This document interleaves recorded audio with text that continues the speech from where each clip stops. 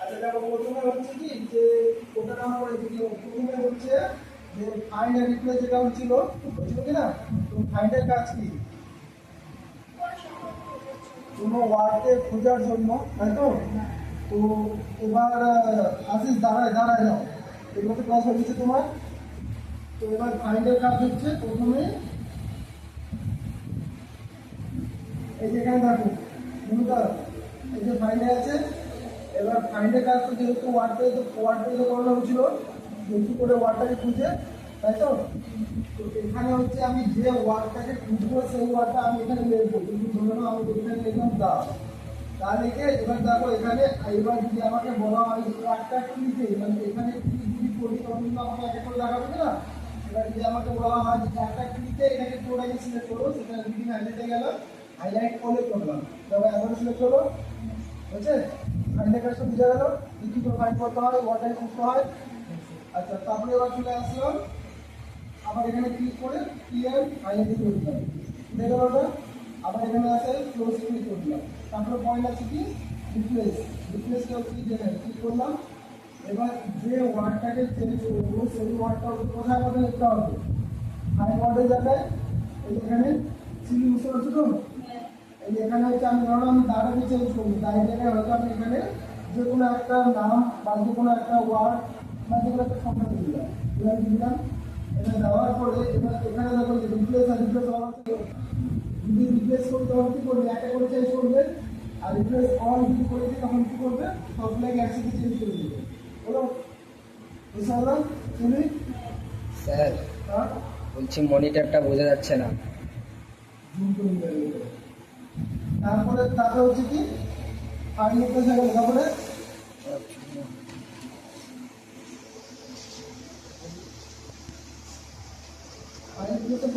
বুলেটসের নাম্বারগুলো এবার বুলেটসের নাম্বারিংটা হচ্ছে যে ধরে নাও যে তোমার যে লেখাটা আছে বা প্যারাগ্রাফটা যেটা আছে তো এই প্যারাগ্রাফের সাথে হয়তো তোমাকে বলা হলো যে তুমি এখানে যে কোনো একটা বুলেট দাও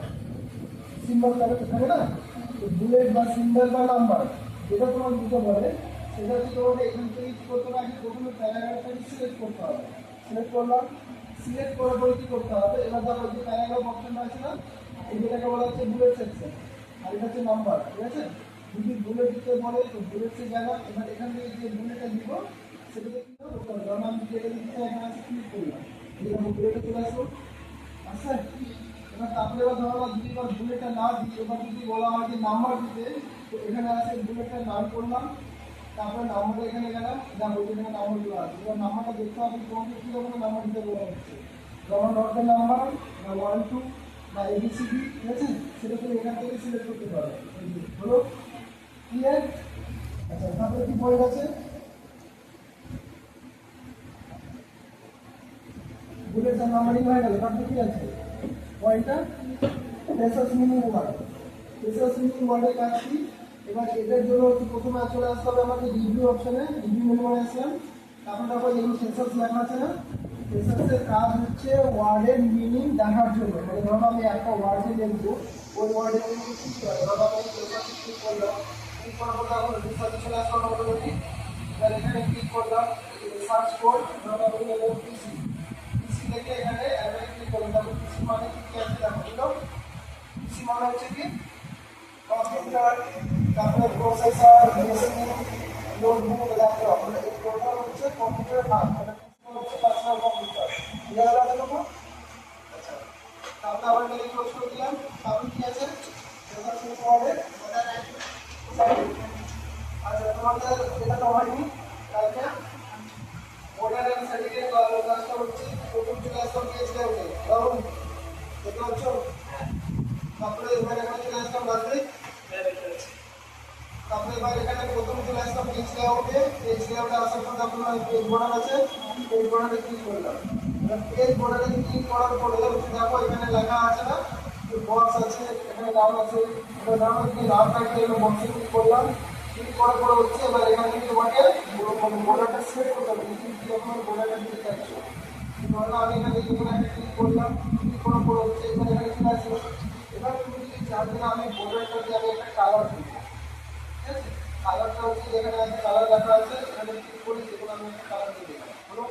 এবার এখানে ওটিতে ক্লিক করলাম, এবার যখন 4-500 বড় ছিল সেটার মধ্যে এবার তারপরে আবার তুমি যদি পেজ বোর্ডের যদি না দাও এবার পেজ বোর্ডের জায়গায় যখন একটা আর্টের ডিজাইন দিলাম 4-500 আবার এখানে গেলাম এবার যদি লেখা ছিল আর্টে ক্লিক করলাম। এবার এখান থেকে তুমি যে কোনো আর্টের ডিজাইন এখানে দিয়ে আবার ওটিতে ক্লিক করবে, লাইনটা চলে আর্টে চলে আসবে। কি হলো? এবার এখানে আরেকটা জিনিস কি এখানে আছে পেজ কালারটা কিন্তু হাতে দেখা যাবে যে পেজ কালারটা এখানে ক্লিক করবা এখানে তুমি যে কোনো পেজ কালার দিতে পারো এইভাবে পেজ কালার হয়ে যাবে হলো। আবার পেজ কালার এখানে কিন্তু অন্য অপশন দিলে ওপেন করে পেয়েছে। এবার এখানে ওয়ান কালার আছে, যদি একটা কালার দাও টু কালার করে দিতে পারো, এখানে একটা কালার আবার এখান থেকে আমি আরেকটা কালার চুজ করতে পারি। এবার এই যে কালারের যে ডিজাইনগুলো আছে সে এখান থেকে তুমি অপশনগুলো চুজ করতে পারো, কিছু রকম তুমি ডিজাইন দিতে পারো ঠিক আছে। আবার এখানে ক্লিক করলাম আবার এটা নিব ক্লিক করে ওপেন করলাম ওপেন করে আমার ডিজাইন দিতে পারো আসলো আরেকটু। আচ্ছা আবার আগের অবস্থায় চলে গেলাম। তারপরে কি আছে ড্রপ ক্যাপ। এটা ড্রপ ক্যাপের কাজ দিচ্ছি প্রথমে এই যে এই প্যারাগ্রাফটা আছে প্যারাগ্রাফে এখানে ক্লিক করলাম, ক্লিক করার পরে চলে গেলাম ইনসার্টে যাওয়ার পরে এবার তারপরে লেখা আছে না ড্রপ ক্যাপ, এই যে এখানে যে ড্রপ ক্যাপ আছে এবার এখানে যদি ক্লিক করি সামনে যে ওয়ার্ড আছে সেই ওয়ার্ডটা এভাবে তোমার বড় হয়ে যাবে।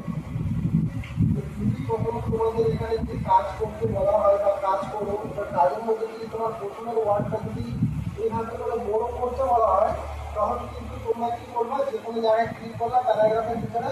আসলে যারা ইনসার্ট থেকে ড্রপ ক্যাপ অপশন ঠিক আছে। আবার এখানে কিন্তু একটা মার্জিনের একটা অপশন আছে, এটা ধরো এখানে ক্লিক করে দেওয়া কিন্তু মার্জিন আছে না, এটা যদি ক্লিক করো তখন কিন্তু তোমার লেখাটা কিন্তু ডাইরেক্ট বাইরে চলে আসবে। আর ড্রপ ক্যাপ ক্লিক করলে কিন্তু লেখাটা যখন তোমার এই প্যারাগ্রাফের ভিতরেই আছে না এই অপশনটা দেখে নিতে হবে যে আমার লেখাটা যদি বাইরে রেখে রাখতে চাচ্ছি বা ভিতরে রাখতে চাচ্ছি ক্লিয়ার হলো। আচ্ছা তারপরে আবার এখানে চলে আসলাম, তারপরে নেক্সট পয়েন্ট কি আছে সিম্পল। সিম্পলটা হচ্ছে কি সিম্পলটা হচ্ছে যে কোনো একটা চিহ্ন তাই তো। ধরো যখন আমরা রাস্তাঘাটে যখন যাই তো রাস্তাঘাটের মধ্যে যদি লেখা থাকে না এই জায়গাটা এদিকে আছে বা স্কুলটা এদিকে আছে বা ব্লকটা এদিকে একটা বোর্ডে টাঙানো নিচে একটা এল দেবেন থাকে তো ওটা হচ্ছে ওটাকে সিম্বল বলা হয় ঠিক আছে। তো এবার সিম্বলটা হচ্ছে কি প্রথমে ইনসার্টে গেলাম সিম্বলে গেলাম, সিম্বলে যাওয়ার পরে যখন লেখা যে তুমি যে সিম্বলটা দিবা সেই সিম্বলটা যদি এখানে থাকে তো ডাইরেক্ট এখানে ক্লিক করে চলে আসবে না, আর যদি এখানে না থাকে সেটা কিন্তু তোমাকে মোর সিম্বলে ক্লিক করতে হবে ঠিক আছে। এটা যখন মোর সিম্বলে ক্লিক করলাম এই যে সিম্বলগুলো চলে আসলো। এবার তুমি এখানে যে সিম্বলটা দিবা সেই সিম্বলে ক্লিক করলাম, এখানে কিন্তু ওপেন অপশন আছে, এখানে ইনসার্টের অপশন আছে এই যে ইনসার্টে ক্লিক করলাম হলো।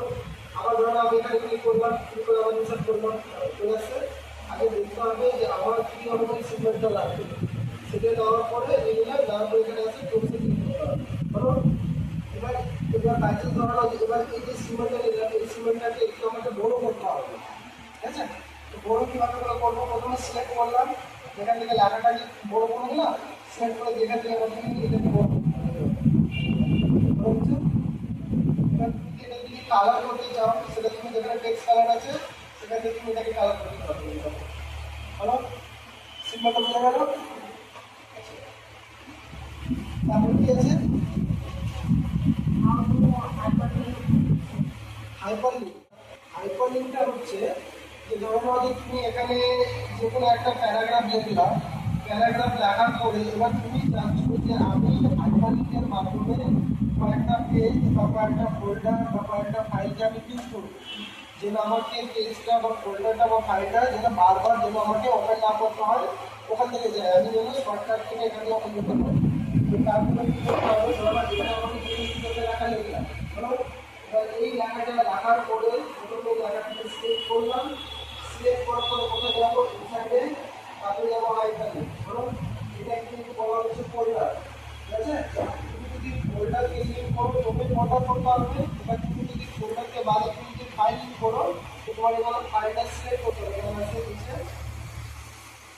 এইরকম অপশন চলে আসলো। এবার এখানে আরেকটা জিনিস তুমি ওয়ার্ড টু ওয়ার্ড ফাইলকে যদি লিঙ্ক করো তোমার পেজটা কিন্তু ডাইরেক্ট ওপেন হয়ে যাবে। এবার ওয়ার্ড টু আদার্স পেজকে যদি লিঙ্ক করো তখন কিন্তু পেজটা তোমার ডাইরেক্ট ওপেন হবে না, নিচে নিচে এক সাইডে তোমার বিম করবে কিভাবে ধরো আমি এখানে কিছু কাজ করছি মাইক্রোসফট ওয়ার্ড আছে এবার ওয়ার্ড বা এক্সেল বা আদার্স ফাইল কি করে খুলবো এখানে দেখো সিম্বলে এখানে ডাব্লিউ লেখা আছে না আর এখানে দেখো এক্স লেখা আছে না এক্স মানে হচ্ছে এক্সেল আর ডাব্লিউ মানে হচ্ছে ওয়ার্ড মানে যেটা আমি ওয়ার্ডে কাজ করছি তার মানে হচ্ছে ওয়ার্ড টু ওয়ার্ড দিলাম ক্লিক করলাম ক্লিক করে ওখানে ক্লিক করলাম দেখো এখানে লাইনটা কালার চেঞ্জ হয়ে গেল না যখন এখানে মাউস নিয়ে আসছে এখানে কি লেখা আছে control plus E two finally তাই তো এবার আমাকে কি করতে হবে যে কন্ট্রোলটা আছে কন্ট্রোলটাকে চাপে মাউস নিয়ে এখানে ক্লিক করতে হবে আমি এটাকে ছাড়িয়ে দিলাম ছাড়িয়ে দেওয়ার পরে যখন এখানে ইয়েস অপশনটা আসলো এখানে ক্লিক করে দেওয়া হবে সেটা বললো বুঝতে পারলো না বুঝলাম হ্যাঁ এটা হচ্ছে হাইপার এটাকে আমি কাটে দিলাম এবার ধরো আমি ওয়ার্ড টু আদার্স পেজে ক্লিক করবো ধরো যে কিছু একটা লেখা লিখলাম সিলেক্ট করলাম সিলেক্ট করার পরে হচ্ছে ইন্টারভিউ আছে একটা লিখে গেলাম এখানে আছে দেখো এটা হচ্ছে এক্সেল ক্লিক করলাম ক্লিক করলাম আমি যখন এখানে ক্লিক করলাম কন্ট্রোলটা প্রেস করে তখন পেজটা ডাইরেক্ট ওপেন হয়ে গেছিল এবার আমি কন্ট্রোলটা প্রেস করে আবার এটার উপরে ক্লিক করছি কন্ট্রোলটা থাকলাম আবার এখানে এসে ক্লিক করলাম তখন পেজটা কি আবার ওপেন হলো ওপেন হলো না এবার নিচে লক্ষ্য করে দেখো এখানে ভিউ করছে না করছে কিছু দিন আচ্ছা তার মানে এটা হচ্ছে তুমি যদি ওয়ার্ড টু ওয়ার্ড পেজে লিঙ্ক করো পেজটা ডাইরেক্ট ওপেন হয়ে যাবে ওয়ার্ড টু আদার্স পেজে ক্লিক করলে এভাবে তোমাকে কিছু দেখাবে যদি তোমার পেজটা ওপেন হয়ে গেছে এই করে ক্লিক করতে হবে যদি ক্লিক করি তখন আপনি পেজটা দেখতে পারবেন বুঝছেন না বলুন তারপরে আবার এখানে এটা দেখতে কাটবো হাঁটালিটা করে কি আছে ডায়াগ্রাম আর স্মার্ট আর্ট ডায়াগ্রাম আর স্মার্ট আর্টটা হচ্ছে কি এই যে প্রথম ইনসার্টে গেলাম এখানে স্মার্ট আর্ট লেখা আছে স্মার্ট আর্টে ক্লিক করলাম তখন এখানে এটা হচ্ছে চার্ট ডাবল আছে না তোমার এটা হচ্ছে কাজের উপর তোমার কাজ কীরকম আছে যেরকম তোমার কাজ থাকবে সেরকম তুমি এখান থেকে স্মার্ট আর্টটা করে চুজ করতে পারো তুমি ধরো তোমার কিন্তু কোনো কিছু একটা কাজ আছে গোল সার্কেল উপর তখন তুমি এটাকে নিতে পারো ক্লিক করলে এখানে দেখো কি আসলো এখানে এখানে টেক্সট লেখা আছে না এই টেক্সটের ভিতরে কিছু লেখা লিখতে পারো এখান থেকে এটা এবার এখান থেকে এটা ঠিক আছে তাহলে এটা হচ্ছে ক্লাস 7 বা 8 ছিল না একটা প্রবলেম বোরিংকে খাচ্ছে ঘাসকে খাচ্ছে বোরিং আর বোরিংকে খাচ্ছে ব্যাগ ব্যাগকে খাচ্ছে সাপ আর সাপকে খাচ্ছে হ্যাঁ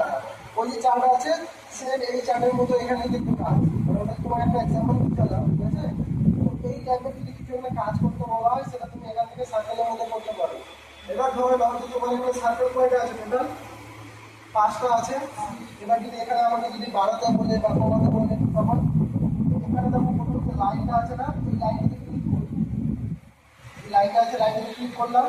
আবার এখানে রাইট ক্লিক করলাম দেখো এখানে লেখা আছে রাইট ক্লিক এই যে রাইট ক্লিক এই যে এনসেন্স আছে না এই যে এখানে আছে এনসেন্স আফটার আর বিফোর যদি আফটার করো করে যাবে আপনি করতে আগে যাবে দেখো বুঝলো এখন নরমালি তোমার এখানে 6টা আছে তোমার দুটো লাগবে না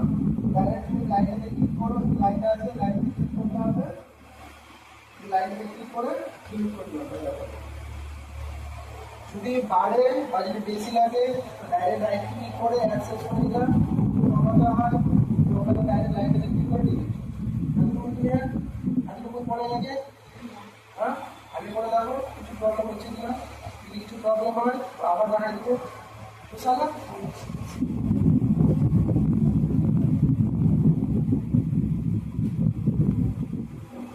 শেষ করো